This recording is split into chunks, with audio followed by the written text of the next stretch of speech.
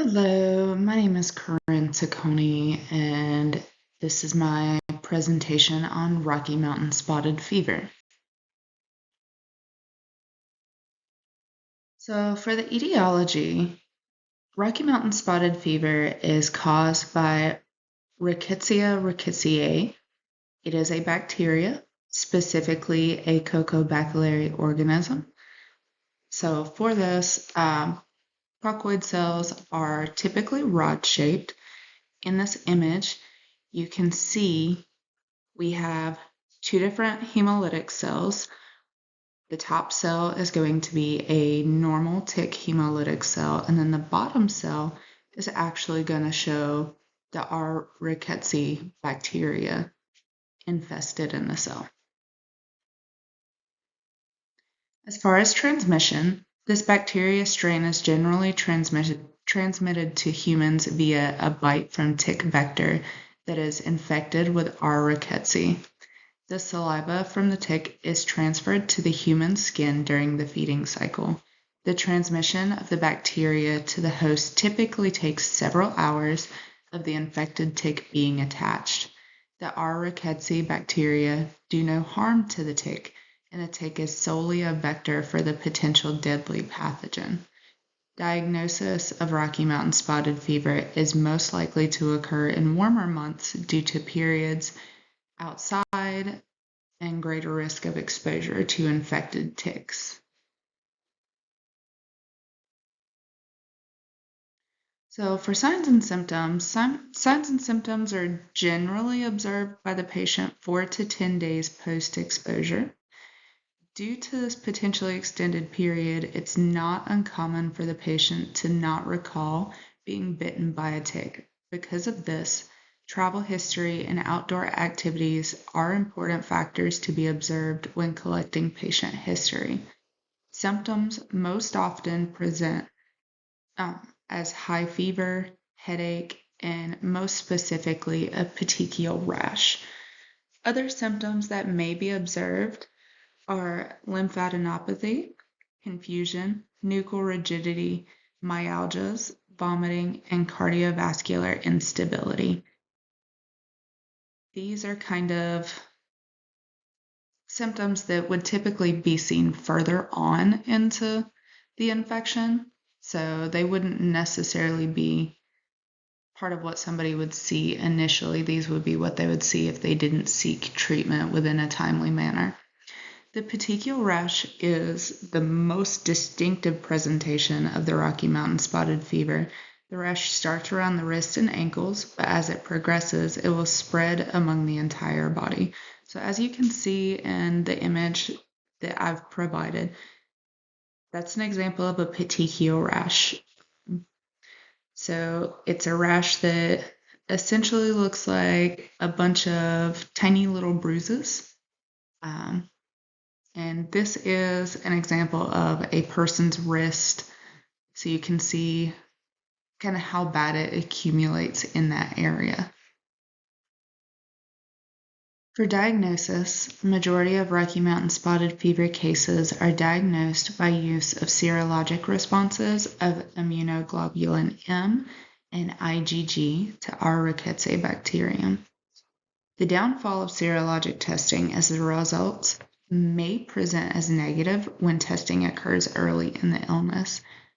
So this is kind of due to that immune system not really having the ability to respond to that test as of yet, just simply because the host hasn't been exposed long enough to truly have that presentation of the IgM and IgG.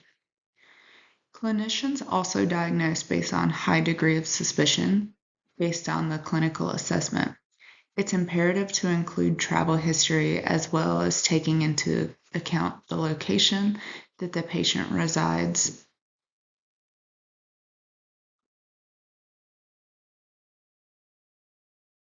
For prevention of R. rickettsial infections are actually very basic measures for people to take. So first step is insect repellent. Second is long clothing, so long shirts, long pants, closed-toed shoes, pretty much anything to cover as much skin as you possibly can when you're going into these potentially infested areas. The next step is avoiding potentially infested areas if you can. And then making sure you do a good, thorough self-examination after spending time outdoors. So making sure you check yourself out, see if you have ticks anywhere, because the sooner you get those ticks off, the less likely you are to be infected.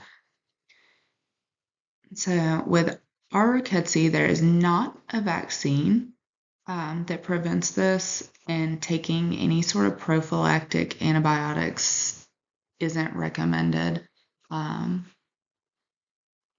So as far as the medical aspect, there's no true medicine or shot or anything along those lines that will help prevent it. So just kind of taking those measures to make sure that you're as protected as you possibly can be when potentially facing an infested area. For treatment, the most commonly used drug is doxycycline. So fever is generally the first symptom to resolve. Typical treatment is 7 to 10 days. So prompt treatment is imperative due to a mortality rate of 20 to 30% in severe cases. So this is when those symptoms start getting bad and you start having the cardiovascular instability or some of those later presenting symptoms. The mortality rate is actually pretty high. So clinicians should not delay treatment in order to confirm diagnosis by laboratory means. Basically, if they have a very high degree of suspicion, just go ahead and treat as is. Children are at high risk for morbidity and mortality and are put at high risk due to concerns with use of doxycycline as a treatment in children under the age of 8. The primary concern is the risk of dental staining in children that's associated with doxycycline. It has been found that the risk of dental staining is low in treatment of Rocky Mountain spotted fever, and the concerns that clinicians may have should not delay treatment. And this last thing was a scientific research project that I found that I thought was kind of interesting. So there was a study done in Brazil. It was performed by veterinarians, and the study focused on rickettsia infections in dogs. This study was performed to evaluate the pathogenicity of the infection in dogs. So as you can see in the chart to the side, they display 2 of the 3 groups that they used in this study. So group 1 is infected by inoculation. Group 2 is infected by an actual tick vector. And then group 3 was a non-infected animal. And so they're just displaying the different signs and symptoms that these dogs showed during the study and showing how many days it took for certain dogs to present and just kind of tracking the progress. So biggest thing about this study is it's important for people to disclose if anyone around them has similar symptoms, to include dogs. This study has also shown that it's likely that infection of rickettsia bacteria in pet dogs has posed an increased risk of human contracting the disease due to proximity to the infected tick in the home or the surrounding environment. And on this last slide, I have all of the references and resources that I have used to gather all of my information. Thank you for your time.